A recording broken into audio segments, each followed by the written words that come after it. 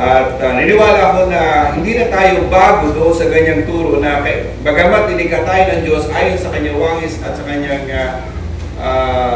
likeness. Kalituran. Okay? So, hindi ibig sabihin tayo ay equal with God. At naniniwala tayo na God is completely sovereign.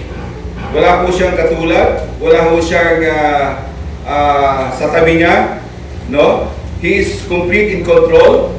His wisdom and authority are so far superior to ours that we can fully understand. So, hindi po natin talaga sukat na maunawaan. Kapag sabi nga po sa Isaiah chapter 55 verse 8 to 11, iba ang kanyang isip, okay? His thought is our thoughts, his thought is not our thoughts, and his ways is not our ways. So, malaking pagkakaiba at hindi ho talaga bagamat maging si Satan, no? Pinilit niya pag-aralan ng pagka-Diyos ng Diyos eh. You believe that? Pinilit niyang arukin ang pagka-supremacy, ang pagka-sovereign ng Diyos, kaya nga nagkaroon siya sa sarili niya ng attitude. Kaya na sabi niya, I will be like God. I will be as God. Okay? At magkakaroon siya ng sarili niyang trono, which is nangyari din naman, pero hindi niya talaga naunawaan kung ano ang pagka-supremacy ng Diyos. That's what I believe. And that's what the Bible said. At kailanman ay anuman ang ginawa o gustong gawin ng Diyos at kung paano ginawa, kailanman iniwala tayo na hindi siya nagkamali. Lahat ng kanyang inisip, lahat ng kanyang gawin o ginawa o gagawin, kailanman hindi magkakamali. 100%.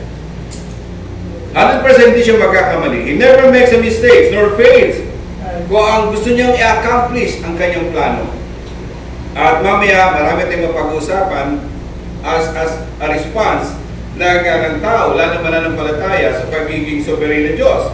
In fact, in comparison, God points out that His thinking and His action are so much superior to ours that is like standing tulad ng para bagang nakatayo tayo sa lupa, no?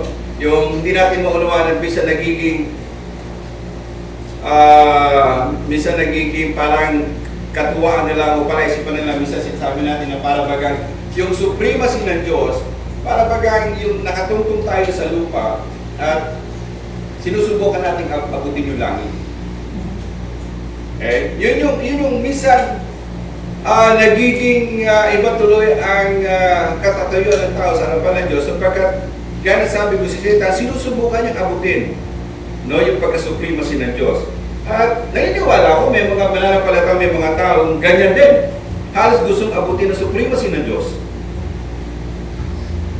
Now, kailanman ay sinasabi nga, we simply cannot comprehend.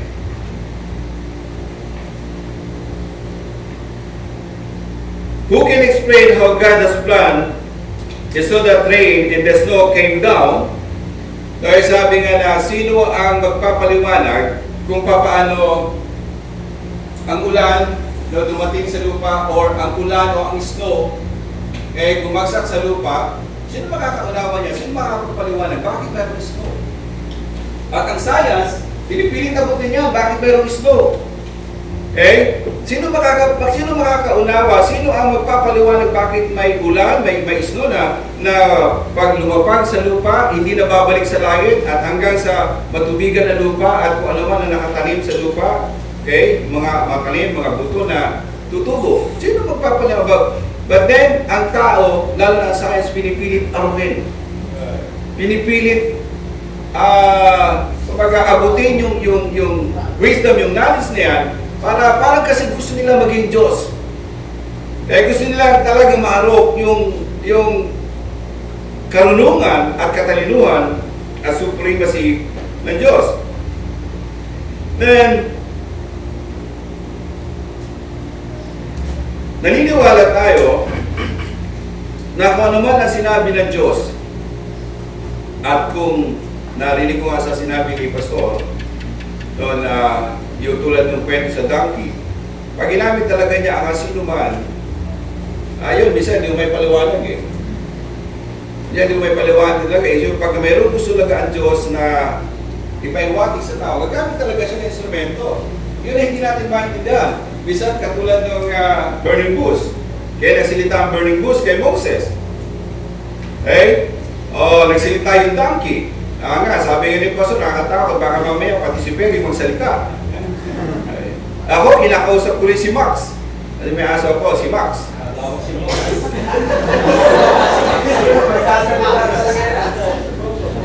May aso ako si Max. Tinitrain ko, kinakausap ko.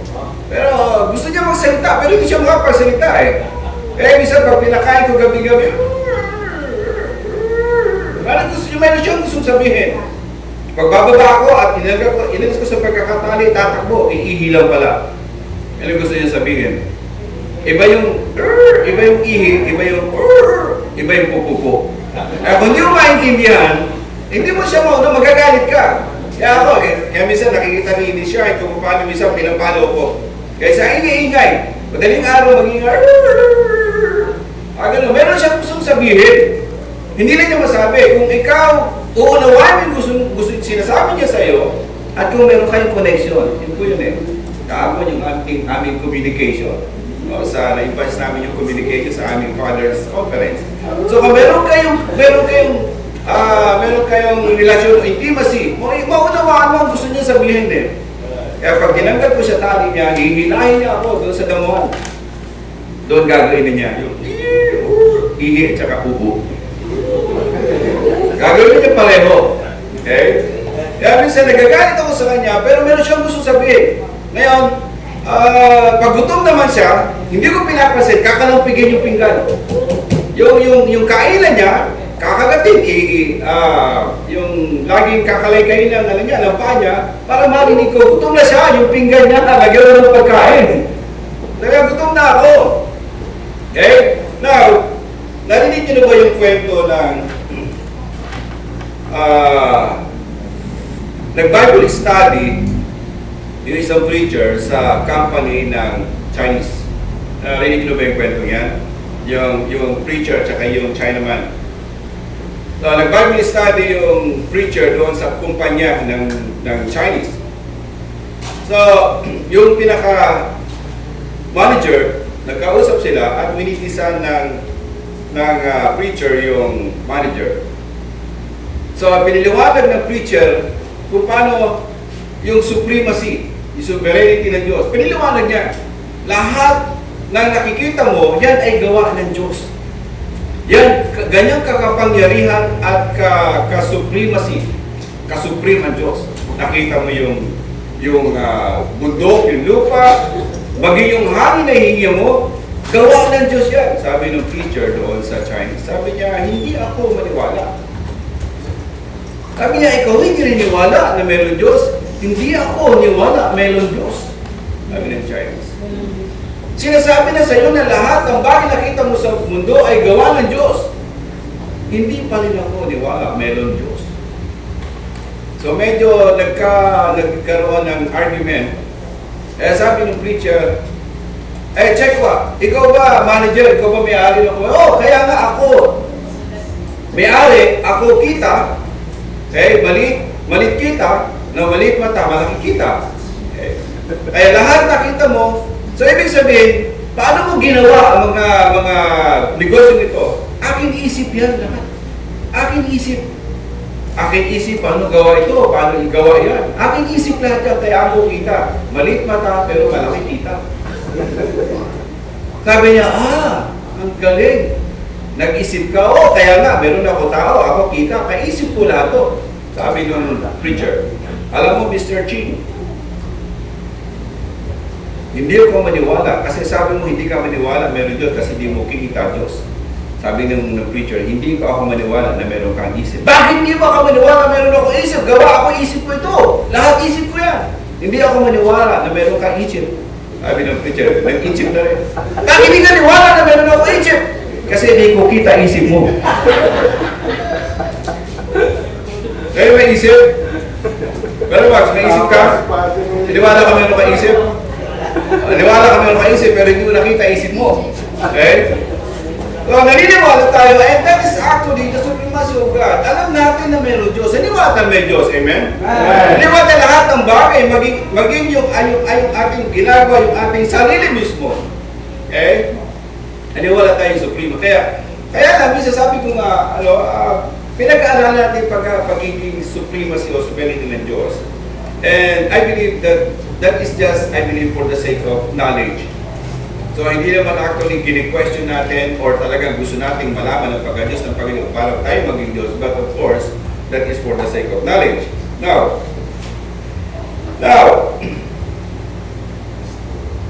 what is man's responsibility? Siniwala na tayo sa sovereignty, sa pagka-supremacy ng Diyos, sa kanyang omnipotent God, sa kanyang pagiging powerful. And kaya binasa natin doon sa Genesis chapter 1, and sabi ko sa inyo yung participation natin not just for the sake of reading, para maramdaman natin, yung doon lang mismo, malaman na natin, maramdaman natin sa creation at supremacy at pag-sovereignty ng Diyos. Right? And mamaya isa-isahin po natin yan. Okay. Sa Revelation chapter 4 verse 11, you created everything, and it is for your pleasure that they exist and were created. And man's responsibility, plan for God's pleasure. Sabi nga ni King David sa Psalms 149 verse 4, the Lord takes pleasure in His people. Okay? Awet ako sa oras. No? Pero ang aking pong outline ay 6-8 pages.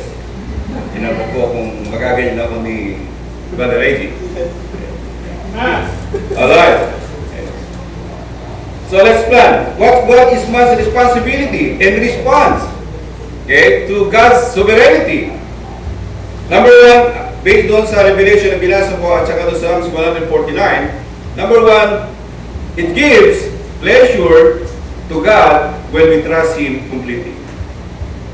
As a response, kaya this is going to be a man's responsibility for God's sovereignty. It gives pleasure to God when we trust Him completely. Okay.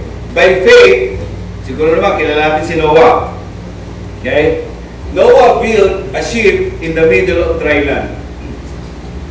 Siya ay winarningan ng Diyos kung ano mangyayari in the future. At kung ano ang sinabi ng Diyos kay Noah na hindi po niya nakita at hindi niya maunawaan. Tingnan niyo po yung personal. Gusto ko po magkaroon tayo ng involvement at let's imagine na kay tayo si Noah. Winarningan tayo ng Diyos kung ano ang mangyayari na hindi natin nakikita. At kumilos si Noah, okay, kung ano sinabi sa kanya ng Diyos, and kaya nagkaroon ng intimacy si Noah sa Diyos. Now, i-imagine po natin yung scene. One day, isang araw, one bird isang ibon.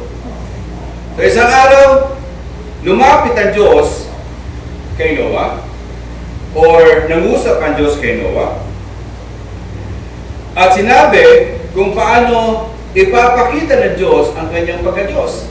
Kung paano sinabi kay Noah, ipapakita niya yung pagiging sovereignty niya.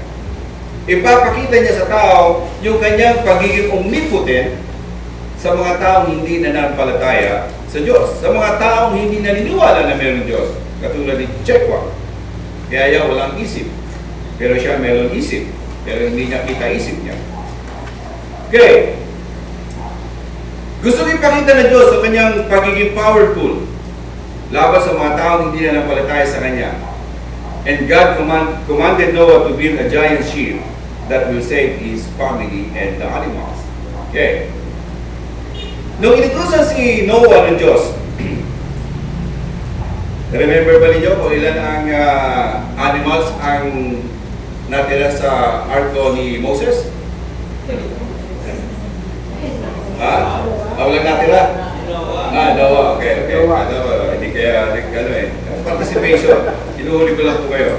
Hey, well. Baka mamaya, meron pong Mamaya pag-aaralan natin yan ito. So there were actually three problems na pwedeng mag-doubt si Noah. Baka may mabanggit ko si Abraham na. There were actually three problems. Nung inutusan ng Diyos si Noah na gumawa siya ng malaking giant. Naalala ko yung interpreter Kaya minsan po kasi, pagka may mga bisita ako, mga American missionary, ginagawa ko interpreter. At minsan, pag napabilis yung kanilang salita, I beg your pardon. So, minsan, kumbaga, ina-align ko nilang doon sa topic, no? Minsan hindi kumain sa pagkabilis ng kanyang salita, at meron kaming isang interpreter. Okay? Meron isang interpreter, at a message about the sheep. Okay, yung 99 sheep. So, nag-preach yung preacher, yung missionary, at may yung nakakatuwa yung aming interpreter. Sabi niya, at sabi nung American missionary, and there were 100 sheep, and then the other sheep was lost. So what the Lord Jesus Christ did, so he went after to find the lost sheep. And when he found the sheep, what the Lord Jesus Christ did, he carried it into his arms. Okay? Ngayon, in-interpret po na interpreter, sabi niya, nung mawala isang barko, nilalad na Jesus sa isang barko, at nung makita na Jesus sa isang barko, kanya itong binuhat sa kanyang mga braso.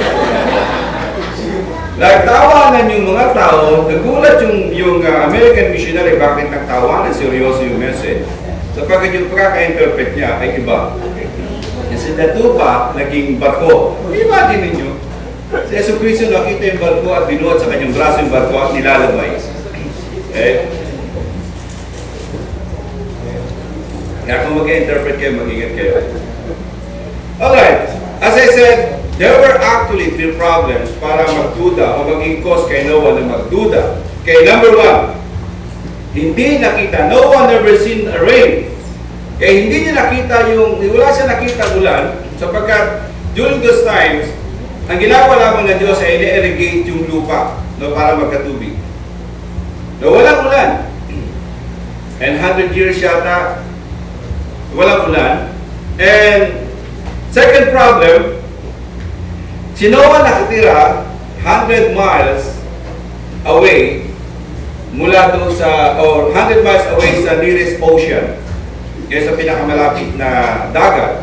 Now, kung sakaling matapos ni Noah yung malaking giant barko, sabi niya, someday I will giant you. Kung magawa niya yung barko, paano niya dadalhin yun sa dagat? Sa bundok sila. Yan ang problema ni Noah. Pangalawang problema. Pangatlo, paano ang problema ni Noah kung paano niya gagalugarin? Paano ba yun? Paano niya ahagilapin at iipunin kaya yung mga hayop. No, yung mga, sabi nga, kailangan nilang veterinaryo. Sabi niya, baka kailangan niya ng veterinaryo sa park. So sabi niya, kailangan niya ng doktor ng kahayupan. Isa na doktor ng mga hayop, doktor ng kahayupan. Alright, so yun na naging problema ni Noah na dapat siya mag-doubt. But then, Noah didn't complain or makes excuses. He trusted God completely. Remember, it gives pleasure to God when we trust Him completely. He trusts the Lord completely. He trusts God completely. And I remember Jabez. Ito yung pinaka-paborito kong character sa Bible, beloved in the Lord. Kaya napangalan ko sa anak ko si Tim. Jabez. Ito ang isang verse and character sa Bible na talagang nawala ako sa ministry. At ito po ang nagpabalik sa akin. This is one of my favorite verse and characters sa Bible. Remember yung sinabi ni Jabez, when Jabez called to the God, that is in 1 Chronicles chapter 4, verse 9 and 10. When Jabez called to the God of Israel, he prayed to the God of Israel. And sabi niya, bless me indeed and enlarge my cause, enlarge my border. Pero prior to that, Kung alamin natin yung history ni Jabez, Jabez has a physical incapabilities. And that is the reason why his mother called his name Jabez, sapagkat Jabez means sorrow. Pero hindi ako malungkot sa anak kong si Jabez. Naging challenge na sa akin, blessing na sa akin yung pangalan. At sabi ng nanay niya, ipinanganak ko siya na may kapigatian. At sabi ng mga scholar, pinag-aralan ko yan, si Jabez po ay mayroong physical incapabilities. Hindi niya kaya magtrabaho na katulad ng isang normal na tao. Hindi niya kaya gumawa ng isang gawain ng kumpleto. At sabi po ho ng mga scholar, si Jabez daw po ay marahil, hindi man ho nila na-specify talaga, pero sabi nila, si Jabez daw po ay marahil putol ang dalawang paa, putol ang dalawang kamay, hindi naman siguro putol ang leeg. Naalala niyo siya, no? Naalala niyo po si Eric Butchikik. Hanggang ngayon hindi po may pronounce yung apelido niya. Butchikik. So, naging international motivating speaker. Okay? At nakita ko sa kanya si Jabez. And yung kwento po ni Jabez is the reason why he became more honorable than his brethren. When he prayed to the God of Israel, at sabi niya, bless me indeed and enlarge my border. Enlarge my responsibility. How can a man with physical incapabilities pray to the God of Israel and ask more? Hindi lang basta responsibility, more responsibility. Sino isang tao, sino sa atin ang kumpleto ang manalangin sa Diyos at sabing, increase my responsibility. And that is the reason why Jabez become more honorable than his brethren because of his faith. Una pa lang, na-recognize ni Jabez yung pagiging supremacy. Okay? Alam ni Jabez na hindi niya kayang gawin yon. Alam niya, simula nung ipinanganak siya, nasa tabi niya ang nanay niya, pinapakain siya, pinapaliguan, kung pupupo, pupunasan, lilinisin, hanggang sa lumaki si Jabez. Imagine ninyo, kung si Jabez ay nasa mga 24 hanggang 30 years old, inaaruga pa ng nanay. Paano kung dudumi si Jabez? Isipin po ninyo sa sakripisyo ng nanay ni Jabez. What kind of personality and character ang mother ni Jabez? And yet, believe me, beloved in the Lord, what kind of personality Jabez has? He recognized the sovereignty of God, and yet he knows for himself that God would keep him from evil. And he know for sure for himself na iingatan po siya ng Diyos. Kaya sabi niya, I know that thy hand might be with me. And I believe, God, sabi ni Jabez, it will not allow me to hurt me. I know for sure, oh God, sabi niya, ikaw ang gagawa sa akin ito. Because he believed in God and he acknowledged, he recognized the supremacy of God into his life. Kaya ang nakakatuwa, sabi nga doon, sa last part ng verse 10, and God granted him which he requested. He believed and he trusted God completely. Now remember, his life became a blessing.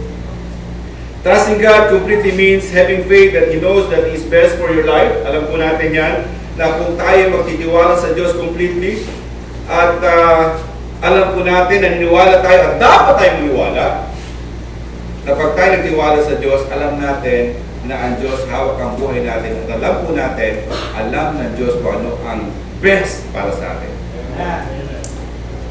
Alam ng Diyos kung ano yung best. Hindi lang mo basta better but best. At alam po natin sa lahat ng oras, sa lahat ng minuto, kaya kadalasan pag ako po nagtatalk sa mga bata, I will see to it na sa end ng program, ililid ko sila sa prayer. Ililid ko sila kay Jesus Christ. Kaya sabi ko, hindi tayo kaya ingatan ng parents natin 24 hours a day. Hindi tayo kaya ingatan ng mga police 24/7. Okay? Hindi tayo kayang ingatan ng barangay 24/7, but there is one person na kaya tayong ingatan 24/7, and that is God. That is God.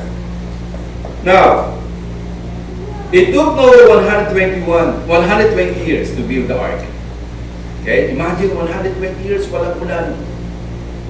Dito lang sa atin, ilang buwan na walang ulan. 2 buwan lang, kita niyo yung lupa. Ano tawag ko doon? El Nino.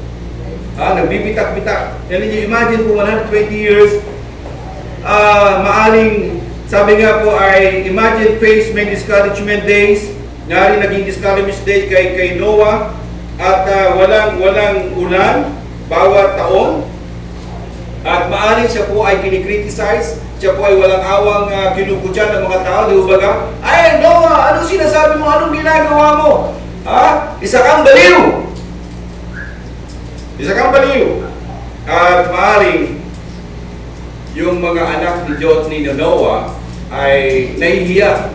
Okay? Nahihiya doon sa ginagawa nila sapagkat kinukutya ng tao si Noah na isang baliw at pinapagawa silang imagine. Di ba nang pag-aralan natin yan?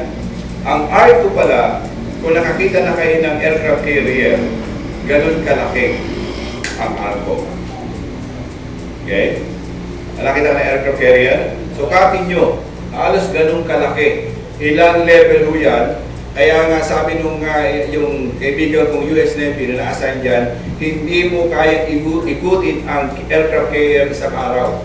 Kung gusto mong pumunta sa dulo, mag-jeep ka o magsasakyan ka. Hindi mo kayang lakarin from dulo to dulo.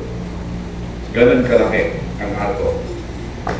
So it took 20 years for Noah. And yet, Noah kept trusting God. Beloved in the Lord, in what areas of our life or your life do you need to trust God completely? Anong areas? Anong bahagi ng buhay natin na dapat tayo magtiwala talaga sa Panginoon? Okay? Now, meron po akong gustong i-share. Nirequest ko po ito ng prayer na to 2 weeks ago na. At nung pagkatapos ng mission namin sa Quezon, pagbalik ko dito, hirap ako mag-drive. Sabi ko, bakit ganito ang mata ko?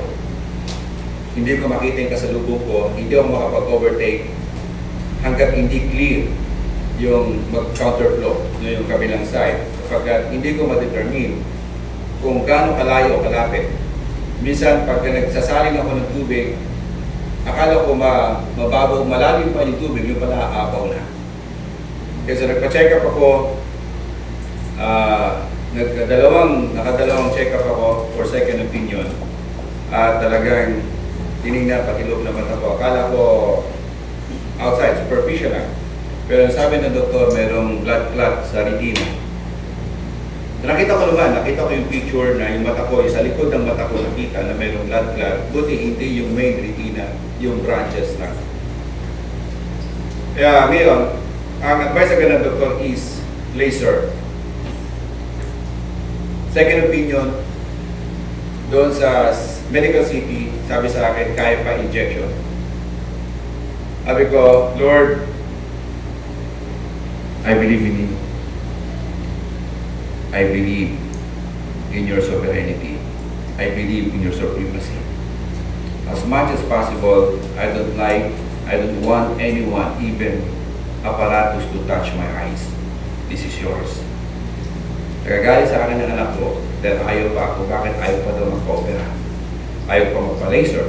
Sabi ko, I believe in God. Ayaw kong as much as possible, gusto kong ipagkatiwala to sa Diyos. Gusto kong ipagkatiwala because I know. And would you believe with me? And would you agree with me? If you believe that God never changed, amen? If we believe that God never changed, He is the immutable God. He never changed. If God can perform miracles during those times, He can also perform miracles nowadays. Hindi siya nagbabago, amen? Kaya kung kaya niya magpagaling, kaya ni Jesus Christ, kaya ng Panginoon, ng Diyos na nagpalakad, nagpagaling ng mata, nagpagaling ng bulag, why not? God is supreme, God is sovereign, and God is a powerful God. And He is our great physician. And I believe that. I believe that. Kaya sabi ko, in what areas na dapat natin pagkatiwala sa Diyos, kabuhay natin. And this is the part. as much as possible, ayaw kong magpa-laser. That I believe in God. Kaya sabi ko, kung bubulagin ako ng Diyos, hindi ito magiging dahilan, hindi ito makakahinder para ako'y tumuloy sa mission. Pero pa ako sa mata. Nakita ko ba kayo?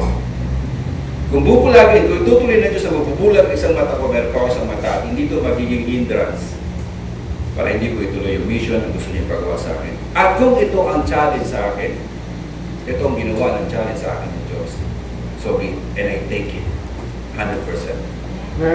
At nagkaroon ako ng commitment, hindi ko muna sasabihin sa inyo. Secret. And I believe God will be the one to tell me that as we go on. Because I believe in the sovereign God. And the Bible says, without faith, it is impossible to please Him. Number 2, it gives pleasure to God when we seek Him wholeheartedly. Okay? Ano yung una? It gives pleasure to God when we trust Him completely. Now, seek Him wholeheartedly. God takes pleasure when believers seek His will wholeheartedly. Now, gaya sabi ko po sa inyo kanina, saving the animal, no population, imagine ko ilang hayop yung inipon ni Noah doon sa arko. Hindi biro yun. Kaya sabi ko, imagine po natin kung gaano kalaki yung aircraft carrier. At sabi nga kasi nag-apply din ako sa US Navy, nalaman ko, alam niyo kung ilang tao sa aircraft carrier? 3,000. Mga Navy. Okay? So, kung ilang tao, so marahil, parang gamitin ang hayop. By pair. O depende. So, but the point is, hindi biro. Okay? Hindi biro ang population na i-gather, no population ng hayop na i-gather ni Noah at bibigyan niya ng attention at logistics. Imagine araw-araw. Let's just imagine it. Araw-araw. Gaano kabaho ang arko. Ilang days sila lutang-lutang. Okay? How many days? Araw-araw. Nililinis yung arko. Okay? Araw-araw. Imagine, ilan lang sila. At kung imagine natin yung aircraft carrier, ganun kalaki. Ilan lang sila. Okay? Si Noah. And si Mrs. Noah. Ang pangalan ba Mrs. Noah? So, Mrs. Noah. Okay, si Ham, si Shem, si Japet, okay. Si Tuna, may Ham eh. Hindi po biro. Imagine ko po anong tsura nila. Eh, maaaring may tubig, pwede sila maligo kasi talagang ang laki ng tubig, pwede sila kumaldo para maligo. Pero yung paglilinis ng dumi ng arko, at minsan, lilipat pa yung mga ibon, habang naglilinis ka, iiputan ka. Okay? Araw-araw tuwing umaga, gigising sila para pakainin yung hayop, linisin yung kulungan ng hayop. Hindi biro. Okay? But then, everything has to be done just as God prescribed it. God instructed him how to build the ark.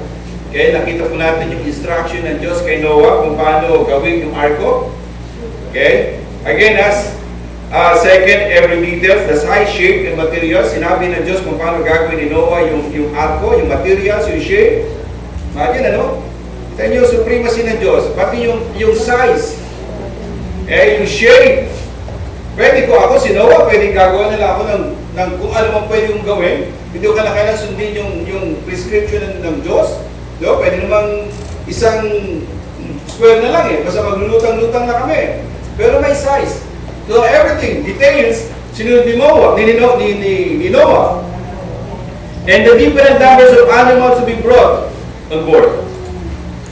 But Noah did everything exactly as God had commanded him. Sinunod lang niya. Because he seek the will of the Lord wholeheartedly. Noah obeyed completely, no instruction was overlooked, walang napabayang instruction, walang na-set aside. And he obeyed exactly in the way and time God wanted it done. Sumunod siya kung ano man, kung anong paraan, kung paanong ginawa, at kung kailan ito matatapos. That is wholeheartedness. At no wonder why kung bakit naging nag-please ng Diyos ni Noah. Because he seek God wholeheartedly. And remember Abraham. Ito po matulog sa atin. Ilang taon po nanganak si Sarah? 90 years old. At bago pa magbuntis si Sarah, sinabi ng Diyos na magkakaanak ka, kaya ng kasing dami ng bituin sa langit at kasing dami ng buhangin sa dagat. Okay? At naghintay si Abraham. At akala niya wala na. Isipin niyo, 90 years old. Let's just imagine it, 90 years old. Makakaganap pa ba ang 90 years old? Just imagine it. At nung makuha niya at tinugod ng Diyos o tinupad ng Diyos ang kanyang pangako, and he got Isaac. Diba? Malaking tuwa kay Abraham at kay Sarah nung may panganak nila si Isaac. Ito ngayon ang senaryo. Pagkatapos siya maghintay ng 90 years, sabihin ng Diyos sa kanya, offer your son Isaac. Imagine, let's just imagine it. Kung kayo po ang tatay, Father say, ikaw ang tatay. Sumayaw ka pa sa mundo para magkaanak ang misis mo. Dumayo ka pa kung saan para magbuntis si misis. Okay? At lahat ng seminar, lahat ng training, dinaan mo para lang malaman mo paano magbuntis si misis. Pati sa Father's Conference, inalam mo kung paano magbuntis si misis. Lahat ng ginawa. Eh, alam pa sa atin na magbuntis, sabihin sa ng Diyos, offer your son. Father William, ano magiging reaction mo? Ano magiging reaction mo ng tatay? Okay. At hindi lang yun, ikaw pa mismo ang sasaksak sa anak mo. Imagine mo yan, naghintay ka ng ilang taon, naghintay siya ng ilang taon, pagkatapos sabihin na Diyos, offer mo sa Isaac at ikaw mismo sasaksak. Ang hirap mo. Hindi kayang gawin ng isang ordinaryong tatay yan. Right? Sige, hirap gawin yun. Pero kung sige, manugang yan, hala, sige, dalawang kutsilyo pa. Ganun talaga ang galit ng manugang, ang biyanan sa manugang. Eh, no? Nalala ko tuloy ang biyanan ko. Ay, okay. Okay. Gusto akong sasakin ng biyanan ko. Okay. But,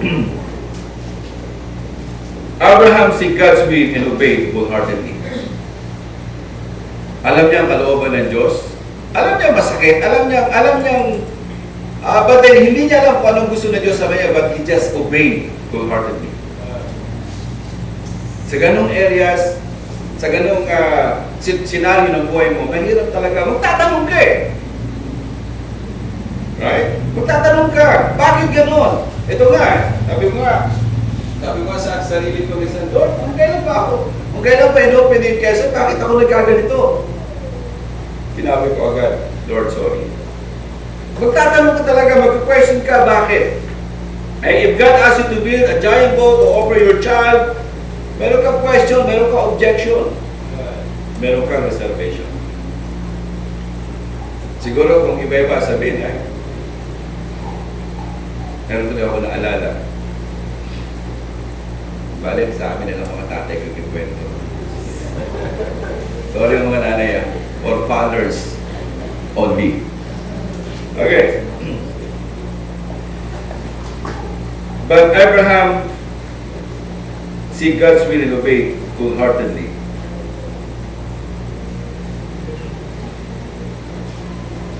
And kung meron gustong ipagawa sa atin ng Diyos, this time, beloved of the Lord, no delay. No delay. Because obeying with delay, that is a result of disobedience. Okay? If you obey delayed, if you delay, obey, if your obedience delayed, that is disobedience. Beloved in the Lord. And you might, you may agree with me. Lagi ko sinasabi na we are in the last day. marami tayong reservation na ginawa at sabi ko nga po sa sarili ko, ay wag ko, tinanong ko rin si Pastor. For mula nung mag-graduate ako ng 1988, but then habang nag-aaral ako sa Bible College sa Bethany, nag-ministry pa rin ako sa kabataan. Pero yung official ministry na mag-graduate ako sa Bible College sa 1988, hanggang 1991, nawala po ako 1992, nagsimulit ako 1993, 1994. Puro ikot po kami yan, halos na ikot ko ang buong Pilipinas. Sabi ko, wala ako na-establish. Ewan ko. Pero sabi ko, kung kaluluwa ang pag-uusapan, hindi ko po masabi. Kasi, ang isang school lamang na merong 10,000 students, maliit mo sila sa Panginoon. And one soul, di ba, God saved, ay nagkakatuwa na ang mga anghel sa langit. How much po yung 10,000? Pero hindi ko maituring na accomplishment. Kaya kung tatanungin ko, nasaan sila ngayon? Yung 9,000 sa isang high school sa Quezon City, naabot namin almost kung meron silang 9,000, naabot namin ay mga 2,000. Yung 2,000 natira 4 lang. At yun ang tinitrain ko sa Quezon. Pero hindi ko sinasabing kasama sila sa akin sa gusto ko sila, makita sila, meron silang ibang ibinibuild up at meron silang hinahapakan. So hindi ko po masabi, dahil sinasabi ko kay Pastor, hindi ko talaga masabi yung accomplishment ko kung ganap kung totoo. And today, I believe with all my heart that ang Diyos ay tumatawag at muling ino-open yung gawain sa akin and I have to pay no more delay. No more delay. Jesus, and meron po ako isang kwento na ito madalas ko pong sabihin kay Pastor. Meron po akong kotse. Yung kotse ko po ay vintage car. Para po siyang sports car. Kaya nga sports na lang, hindi na sports car. At nagamit ko po siya ng almost 20 years. Hindi po. Almost 17 years. At ang sinasakay ko po doon ay mga missionary na nakakita mo ba kayo ng football player, Amerikano? Imagine po ninyo yung kotse po napakaliit. Hirap na hirap pumasok ng Amerikano. Papasok po siya ng una po eh. I-recline ko lang po yung upuan ko para makaupo siya makasandala maayos. Anak ko lang siya. So nagamit ko po yan for many years. At ang kung susumahin ko ang itinakbo ng coaching yan, naikot ko na po ang Pilipinas. Very dear sa akin yung coaching yan, pero one time sa akin ng Diyos, pamigay mo na yun. Sabi ko, kanino? Na-stuck yung kotse, nandun sa parking namin, na-stuck. Sabi ko, Lord, kanino ako bibigay? So napunta ako sa source of God, may nag-claim. Nagaw, sige, kunin mo sa bahay, kung sa'yo talaga binibigay ng Diyos. So tawag sa kanya, hindi niya man niya kinuha. Then finally, meron sa nag-text sa akin, Bro, balita ko yung kotse mo ay, basta sabi ko, Pastor, regardless, basta magagamit nyo sa ministry, fine with me. I-release ko yan with wholeheartedly. Kaya yung challenge po sa akin, ibinigay ko yung kotse. Of course, wala akong magamit, kaya motor ang ginagamit ko. Pero malaking bagay na meron sa sakyan para makaikot ko. Kaya sabi ko sa inyo, halos, kung susumayin ko inikot ng kotse, halos na ikot ko po ang buong Pilipinas sa kotse niya. Kaya I'm hoping and praying na yung nakatanggap niya ay magamit din po nila sa ministry. And that is the reason why kung paano ko nag-open muli ang puso ko sa Quezon. Napagit ko po kanina na pinagpe-pray ko po ay Nasugbu at saka Quezon, pero na-open ng Diyos sa puso ko ang Quezon. At kasi nasubukan ko na rin po ang sovereignty ng Diyos. So mag-organize ako ng training, ng seminar sa Sorsogon. Hindi ko po kilala. Kaya hindi ko kilala ang Division Superintendent. Pangalan lang. Communication namin through email, hindi sila sumasagot. Nag-set up ng mga coordination letter para mapirmahan nila para ako makapasok sa my school. Hindi sila sumasagot. Basta Lord, ano mangyari? Malapit na yung schedule ko. Kaya malapit na yung aking yung oras na dapat ako pumunta doon. 3 days before, yung schedule namin, Panginoon, talagang binugbog ng panalangin, malaking himala. Nung makita kami ng Division Superintendent first time, sabi ko, ma'am, ito na po yung coordination ko, sinend ko na po sa inyo to, pero I just wonder why, bakit wala po may response? Sabi niya, bakit nagkaganon? So binasa niyo ulit yung copy letter ko, na sinend ko sa kanya, gumawa agad ng endorsement, walang kagatul-gatul.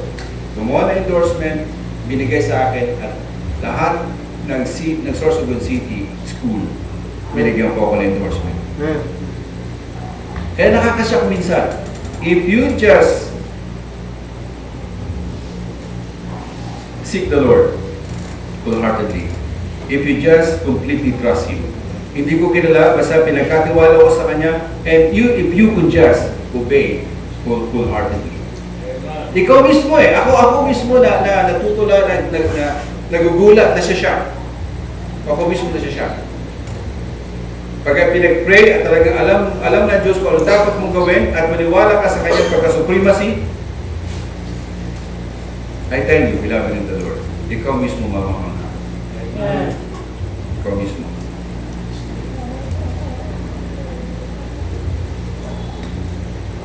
But sometimes, you will never understand some commands until you obey them first. Obedience unlocks understanding. Minsan hindi natin maunawaan. Katulad sabi ko sa inyo, yung senaryo mo ngayon, hindi ko maunawaan. But sometimes if you have to obey first, if you could just obey first, you will understand why. Kaya nga sa military, nasanay po ako sa military because I've been with the general for almost 17 years. Kaya sabi ko sa Chapo, kasama ko sa pag-ikot sa buong Pilipinas. Ang naging motto namin, obey first before you complain. Obey first before you complain. At kung hindi mo maintindihan, yung kung naman sa'yo, pag nag-obey ka, dyan mo maintindihan kung bakit. And that is the command of God. If we don't understand His supremacy, His sovereignty, obey. And obedience unlocks understanding. At si David, sabi nga, itong attitude niya, just tell me what to do and I will do it. Lord, as long as I live, I'll wholeheartedly obey. James speaking to Christians. So please God by what we do and not what we believe only. Christians, dapat natin gawin kung ano makakapagpaluwalhati sa Diyos, hindi dahil dun sa narinig, natutunan lamang natin. Kaya sabi niya, we please God by what we do and not only what we believe, what we hear. Third, it gives pleasure to God when we worship Him authentically. Authentic. Authentic. How do we worship God with authenticity? Alam niyo, pagka ako nagising ko sa umaga, minsan nag-worship ako eh. Kaya meron akong kinakanta. Kumanta si Brother, si Father William eh. Kakanta din ako. Yung worship song, pag nagising ako sa umaga, kinakanta ko to eh. Ewan ko alam ko ninyo to. Pagising sa umaga, kay ganda, kay ganda, kay ganda ng mundo, ginawa niya. Ngayon lang nakita ang kanya. Salamat sa Diyos at ako'y binago. Lahat ay aking ibigay. Ibibigay ang aking buhay upang ulihin siya. Authentic worship. How do we worship God with authenticity? Okay? In Romans 6:13, give yourself to God, yield. Okay? Sa ibang translation, acquiesce, capitulate, succumb, surrender. Okay? Worship Him authentically. Worship Him with surrender. Kaya alam nyo, pag pinag-usapan yung surrender, kadalasan to may negative implication, May imply sa mga negatibo. So, pag sumurrender, o talog ng magnanakaw, sumurrender sa nahuli, at sumurrender. So, mayroong mga negative effect. Pero ang pag-surrender sa Diyos, iba, it's authentic. It's authentic. Okay? And in Romans chapter 12, verse 1 and 2, kung yung babasahin, ang sabi niyan, I beseech you therefore, brethren, Romans chapter 12, verse 1 and 2.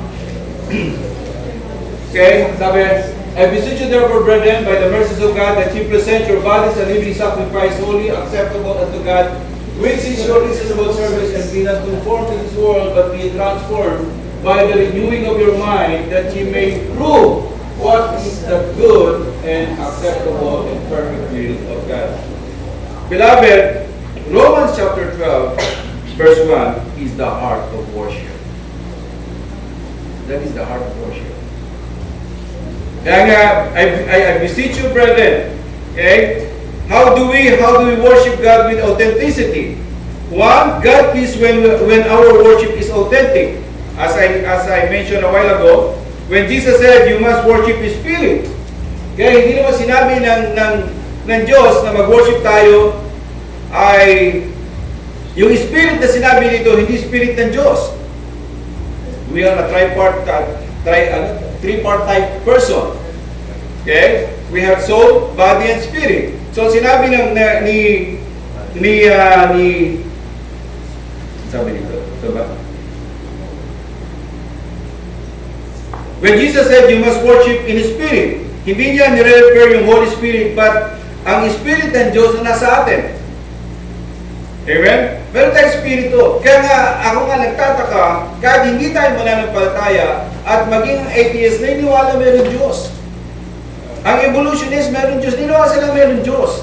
Kasi meron tayong communication, spirit natin, na nilikha ayon sa wangis ng Diyos, and that is one part ng likeness and image ng Diyos, meron tayong Espiritu. So yung sinabi ng Diyos na God pleases when our worship is authentic. When Jesus said you must worship in spirit, ibig sabihin yung spirit natin, yung spirit ng Diyos.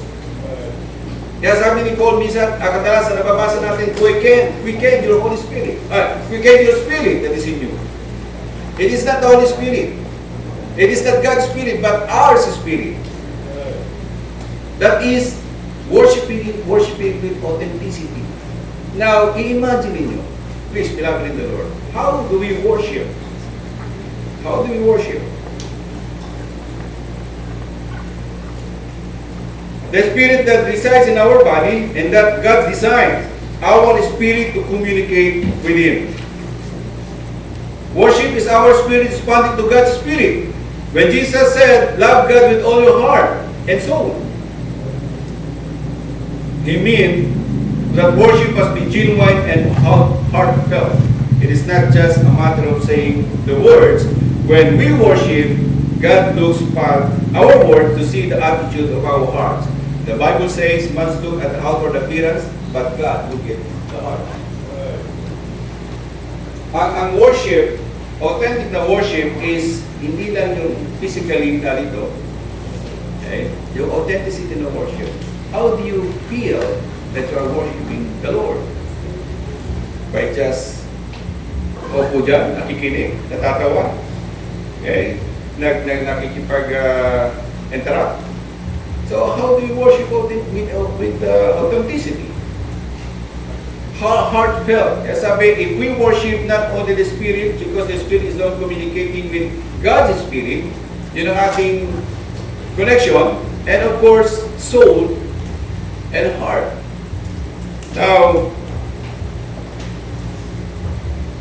He meant that worship must be genuine and heartfelt. It is not just a matter of saying the word. When we worship, God looks past our word to see the attitude of our heart.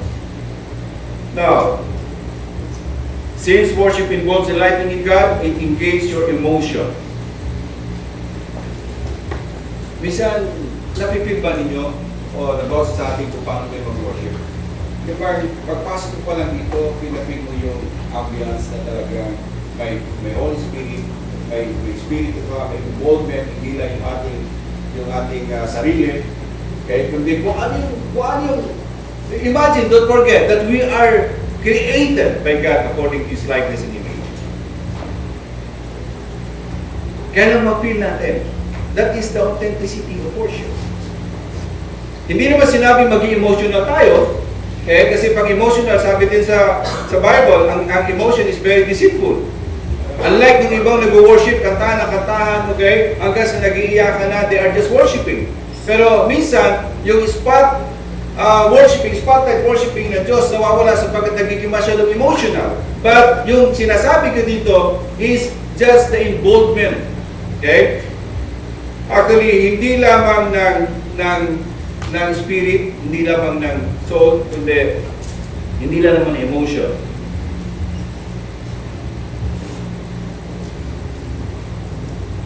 Worship must be both accurate and authentic. God-pleasing worship is deeply emotional and deeply doctrinal. Okay? Sabi nga po ng ibang mga nakakasalamuha kong ibang non-Baptist, mga Pentecostal, Gospel, believe sila sa Baptist when it comes to doctrine. Kaya ako po ay ipagpamanin ninyo sapagkat ako ay for almost 20 years, bibihira po sa akin nakasalamuha ko mga Baptist. But I know my stand. Hindi ko pwede pagpalit ng pagiging Baptista ko. I am a Baptist from the top of my head, from the tip of my toe, I am a Baptist.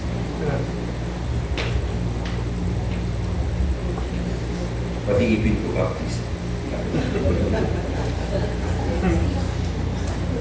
Because I know my son, I know the doctrine of Baptist. Kaya sabi nila, mas piling talaga sila Baptist when it comes to doctrine. Baptists are rooted.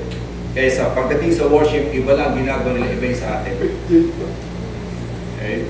But authentic worship.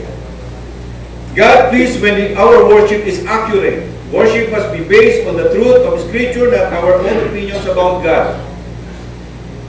Right? The true worshippers will worship the Father in spirit and truth, for they are the kind of worshipper that the Father seeks. Kaya sila ang tunay na mga worshipper. The worship in truth means to worship God is truly revealed.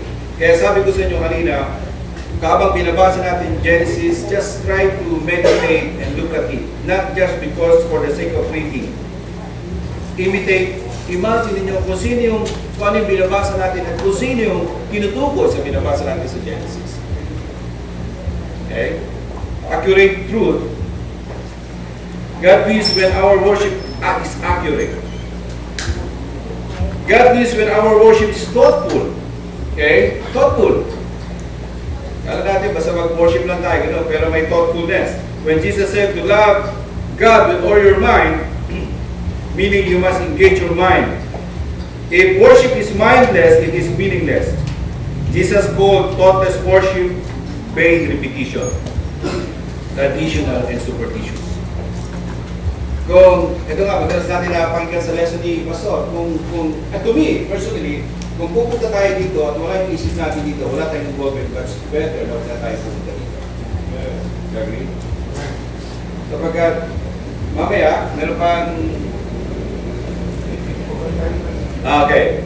So sabi ko sa inyo, 8 pages to I just don't know kung paano kung papaikli. But, habang pinag-aaralan ko ito pinamin ng the Lord, ako po mismo na mamangha. But, bago ko dalhin sa inyo ito, ako mismo na-bless. At I'm hoping na sana ma-discuss sa inyo lahat. God means when our worship is thoughtful. Okay? God means when our worship is practical. So when the Bible says offer your bodies a living sacrifice, as we read in Romans chapter 12, okay? It's practical. Ibig sabihin, hindi lang isip, pati katawan. And anything that we have, okay? When Jesus said, love God with all your strength, He pointed out that worship takes effort and energy. Now, alam ko, naniniwala ako na karamihan ay nagtatrabaho. Mahirap talaga na pag ikaw nag-overtime pa ng Saturday, mahirap pang talaga magpunta ng church. And I experience most of the time. Pag may ginawa pa ako ng Saturday, napagod ako, parang hirap sa akin bumangon. But when the Lord Jesus Christ said, love God with all your strength, means, kailangan natin ng effort.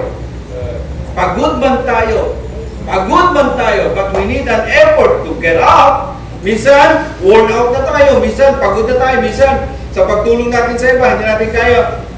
Marami tayong nagawa for the whole week, Sunday talaga, minsan napakahirap bumangon. But that is a sacrifice. We need effort.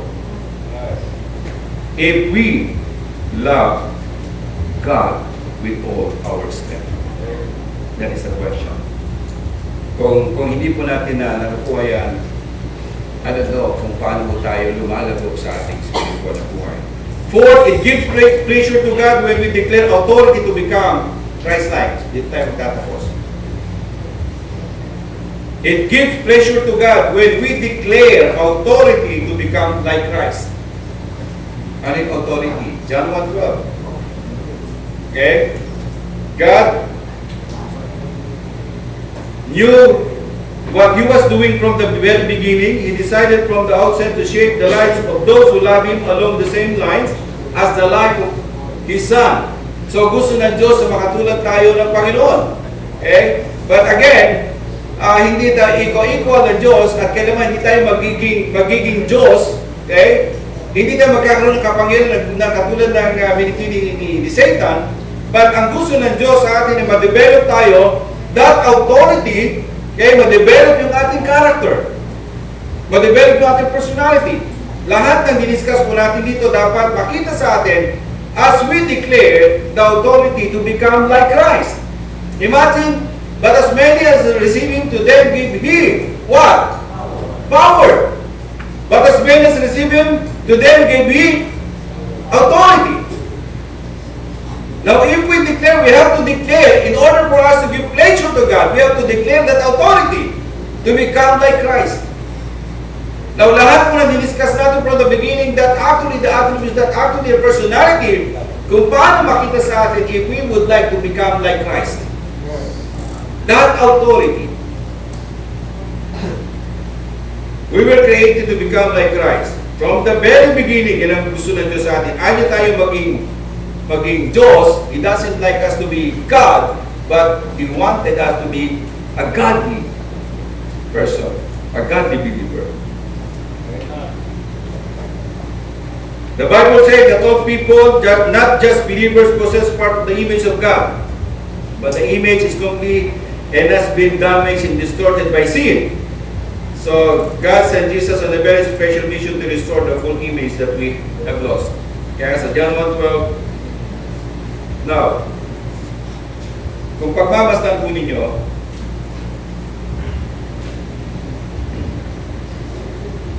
yung first, nabilan nyo ba? Yung first, after the creation, bago mag-30, verse 30, sabi ng Diyos, after